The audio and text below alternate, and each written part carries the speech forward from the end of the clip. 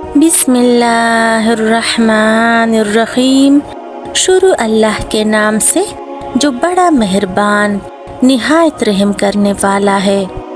پرانے زمانے کی بات ہے کہ بغداد میں ایک سوداگر رہا کرتا تھا جو بہت دولت مند تھا، لیکن پھر وہ اپنی دولت لٹا کر اتنا غریب ہو گیا کہ محنت مزدوری کر کے اپنا پیٹ پالنے لگا۔ اپنے پچھلے وقت کی عیش و عشرت والی زندگی کو یاد کر کے وہ اکثر غمزدہ ہو جایا کرتا۔ ایک رات وہ بہت اداس اور غمزدہ حالت میں سویا تو اس نے خواب دیکھا کہ ایک بوڑھا بزرگ اس سے کہہ رہا ہے کہ تمہاری قسمت کا ستارہ مصر کے شہر قاہرہ میں جگمگا رہا ہے، وہاں جاؤ اور اسے تلاش کرو۔ جب وہ بیدار ہوا تو اسے خواب والے بزرگ کی بات یاد آئی۔ اس نے فوراً قاہرہ جانے کی تیاری کی اور قاہرہ کے لیے روانہ ہو گیا۔ ہفتوں کی تکلیف اور مشقت اٹھا کر وہ اس شہر میں پہنچ گیا۔ رات ہو چکی تھی اور آس پاس کسی سرائے میں قیام کے لیے کوئی رقم موجود نہ تھی، لہٰذا وہ ایک مسجد میں گیا اور اس کے صحن میں جا کر ایک کونے میں سو گیا۔ اتفاق سے چوروں کا ایک گروہ مسجد کے صحن میں آیا اور چوری کی نیت سے مسجد کے برابر والے مکان میں داخل ہوا ہی تھا کہ کسی آہٹ کی وجہ سے مکان میں رہنے والے افراد جاگ گئے اور مدد کے لیے پکارنے لگے۔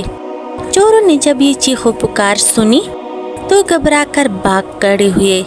تھوڑی دیر میں علاقے کا داروغہ اپنے سپاہیوں کے ہمراہ وہاں پہنچا۔ جب یہ سپاہی مسجد کے صحن میں پہنچے تو یہ سوداگر انہیں صحن میں سویا ہوا نظر آیا، لہٰذا سپاہیوں نے اسے پکڑ لیا اور چور سمجھ کر خوب پٹائی کی اس کی اور اس کو قید خانے میں بند کر دیا۔ 3-4 دن بعد داروغہ نے سپاہیوں کو حکم دیا کہ اس اجنبی کو پیش کر دیا جائے۔ جب یہ سوداگر پیش کیا گیا تو داروغہ نے اس سے پوچھا، تم کون ہو اور کہاں سے آئے ہو؟ سوداگر نے جواب دیا، میں بغداد سے آیا ہوں۔ داروغہ نے سوال کیا، تم بغداد سے قاہرہ کس لیے آئے ہو؟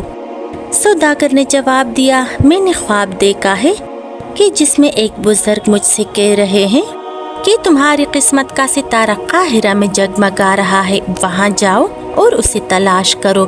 میں اسی کی تلاش میں آیا تھا، لیکن آپ کے سپاہیوں نے مجھے پکڑ لیا اور میری پٹائی کر دی۔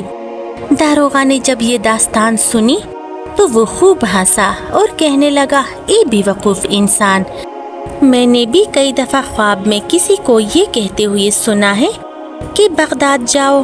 پتریلی گلی کے فلاں مکان میں ایک صحن ہے جس کے آخر میں ایک باغ ہے جہاں پر ایک فوارہ ہے جس کے حوض کے نیچے بہت سا خزانہ دفن ہے، لہٰذا وہاں جاؤ اور اسے کود کر نکالو۔ کیا میں بغداد گیا؟ نہیں نا، اور ایک تم بے وقوف ہو جو اتنی دور سے یہاں قاہرہ آئے اور صرف ایک خواب دیکھ کر۔ داروغہ نے سوداگر کو کچھ رقم دی اور کہا، یہ رکھو اور اپنے گھر واپس لوٹ جاؤ۔ قاہرہ کے داروغہ نے سوداگر کو جس مکان کے بارے میں بتایا وہ دراصل اسی سوداگر کا اپنا مکان تھا۔ داروغہ کی ساری باتیں سن کر سوداگر سارے مسئلے کی تہہ تک پہنچ چکا تھا۔ وہ فوراً بغداد واپس اپنے گھر پہنچا۔ اس نے باغ میں فوارے کے نیچے کودنا شروع کر دیا۔ ابھی تھوڑی ہی زمین کھودی تھی کہ اسے وہاں بہت بڑا خزانہ مل گیا۔ اس طرح اس کا خواب حیرت انگیز طور پر سچ ثابت ہو گیا اور وہ دوبارہ مالا مال ہو گیا۔ تو پیارے دوستو، وہ کہتے ہیں نا کہ جو کچھ ہمارے نصیب میں لکھا ہوتا ہے وہ ہمارا انتظار کر رہا ہوتا ہے اور ہمیں وہ ضرور مل کر رہتا ہے۔ دیر سویر ضرور ہو جاتی ہیں، لیکن جو ہمارے نصیب میں ہے وہ ہمیں مل کر ہی رہتا ہے۔